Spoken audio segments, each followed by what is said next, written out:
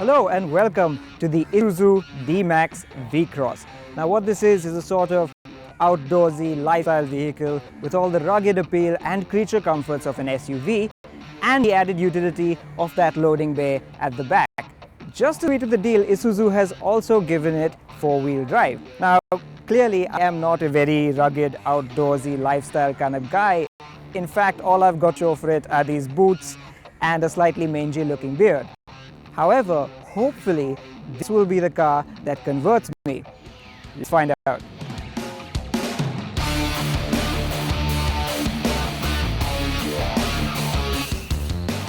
Boy, does this thing have presence. It's got a big grille, a high bonnet, a chiseled bumper, projector headlamps, and if you see it in your rearview mirror, you will instinctively get out of the way. So it's just like an SUV in that respect. And even when you move to the side, it's pretty impressive. This V-Cross is just huge. The long dual cab points to a usable passenger space, the loading bed is well integrated, and the chunky wheels hang low below the big bloated arches, which tells you that this car could probably take a beating. And that's something I plan to put to the test. But first, there's just one more thing. Now, to make sure I do this whole utility thing properly, I'm actually going to use the D-Max to transport some furniture to my friend who lives just outside the city. So here we go, manual labor. He better be grateful.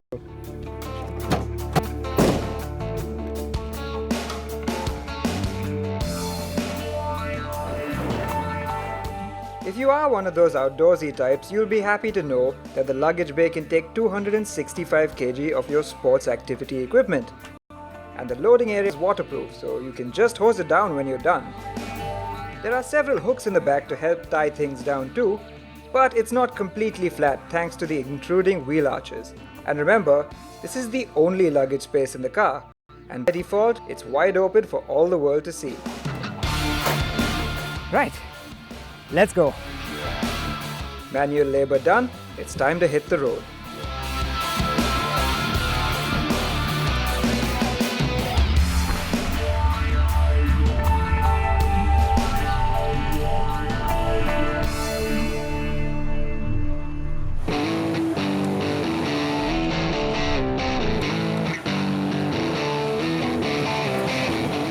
Now when you first get into the D-Max V-Cross and drive into traffic, it is a little bit intimidating, and that's because the size of this car is just so overwhelming.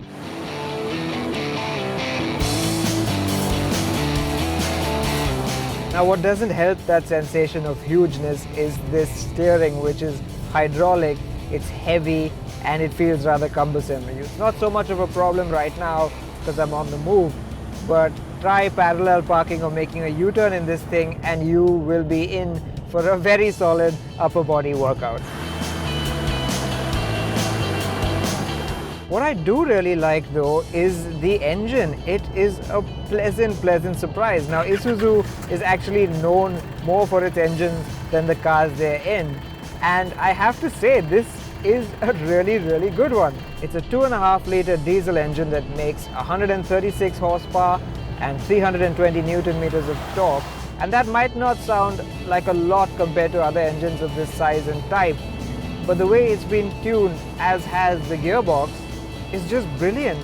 It gets off the line smoothly, it always feels like it has ample reserves of torque, and quite frankly, you could just leave it in third gear and amble around town all day. That's how tractable it feels. And okay, it might not be at the same level as a modern diesel sedan, but I have to say, for what it is, this diesel engine is quite refined.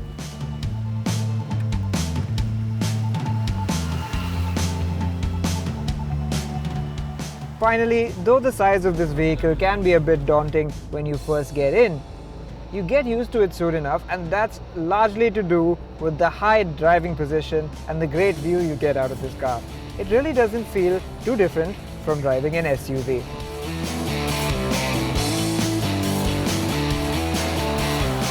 Now while I'm here, I have to tell you that these seats are really rather comfy. They may not be leather wrapped, but they are very well cushioned and they're very plush, which will serve you well on a long highway journey.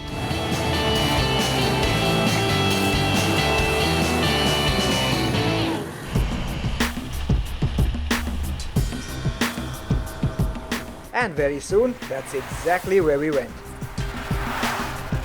And because the V-Cross is a lifestyle vehicle, you might feel the need to take it out to, say, your farmhouse or to a holiday destination just outside the city.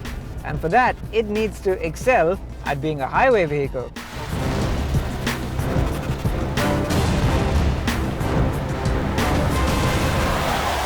The good news is that apart from a little bit of float at very, very high speeds, this is an extremely stable car and you will have no problems with it cruising at 3-digit speeds on the expressway.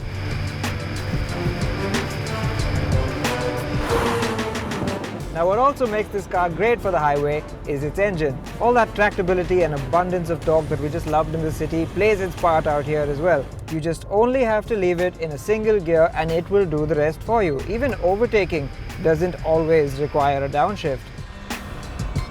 All things said and done, the D-Max feels just like a big SUV out on the highway. And that's exactly what you want.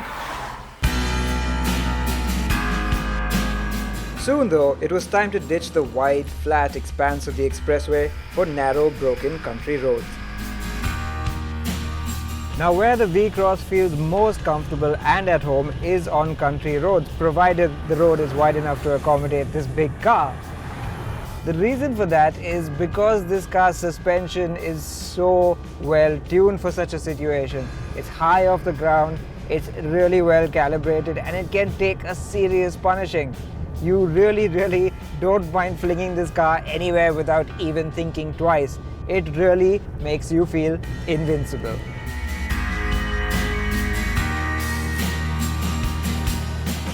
However, while we are on the topic of the ride, because this is a pickup truck and because it uses leaf spring rear suspension, which is good at bearing heavy loads, when the car isn't loaded up, the ride tends to be really bouncy and fidgety, as you can probably tell right now. Load the bed up with gear or luggage, however, and it settles down a lot better. Now that we're on a nice tight ghat road, I can tell you that this being a pickup truck, it's no handler. Yup, it's a big ladder frame chassis 1.9 ton vehicle, so obviously, as you might imagine, there's a lot of body roll as you go around corners. The steering feels a bit vague and numb. It's hydraulic, so it's got a lot of heft to it, but really this is not a car you want to be driving fast around corners anyway, right?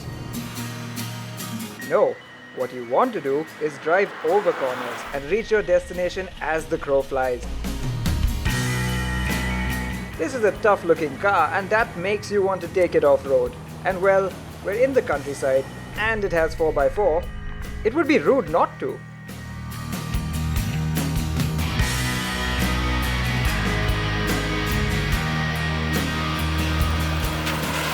Now, one of the smartest things Isuzu has done with this car is give it 4-wheel drive. And I'm not talking about some part-time adaptive sensor-based system. No, this is a proper 4x4 system. Now using this knob you can select between 2-wheel drive, 4-wheel drive high and yes, 4-wheel drive low. It's not the most sophisticated system in the world, but it is robust, it's tough and it can really take a beating, and that's what you want. In fact, if we gave this car some off-road tires, I really think it would be quite unstoppable. And more than just its capability off the road, giving this car 4-wheel drive does wonders for its image as a lifestyle vehicle. And I think above all else, it's just so much fun.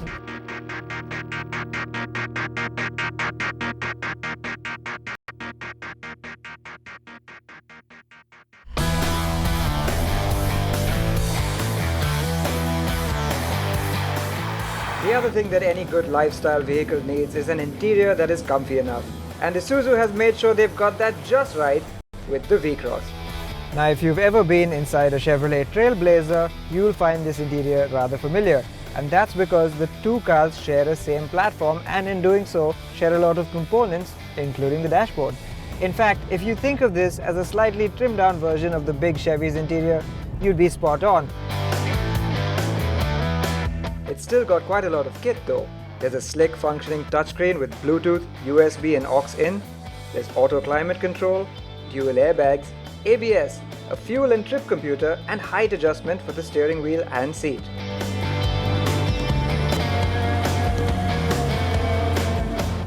One thing that is sorely missed on such a big car though is a rear view camera.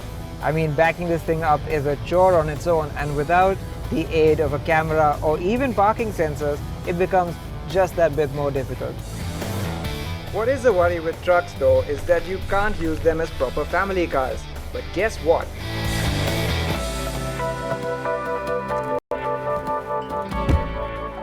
Now you might think that where a pickup truck like this suffers is in the back seat because of all that storage space behind you. But you'd be happy to know that Isuzu has not let that happen. This is a properly spacious 5-seat cabin. Well, as you can see, I've got enough headroom, enough legroom. There's plenty enough width for 3 people. And yeah, if I had to complain, it's probably that the seat is a little bit low, so thigh support isn't all that great, and that the seat back is a bit upright. Still, it's a very comfortable seat, and I think you'd be quite happy here over long distances.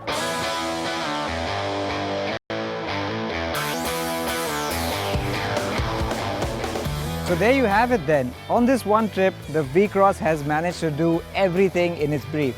It's been a comfortable cruiser, it's packed with all the creature comforts I could ask of it, it's incredibly capable off-road, and it's also managed to lug all my furniture all the way here. The best part is, this one can be registered as a private vehicle and not just a commercial one, and that should give it a whole lot more appeal. At just under 13 lakh rupees, it's a little bit more expensive than its rivals from Mahindra and Tata, but then it's so much more car for your money. The bigger question is, has it converted me into an outdoorsy lifestyle person? Oh yes, it has. I think I really want one of these. Now, if someone could just give me a hand with unloading the flatbed, that would be great.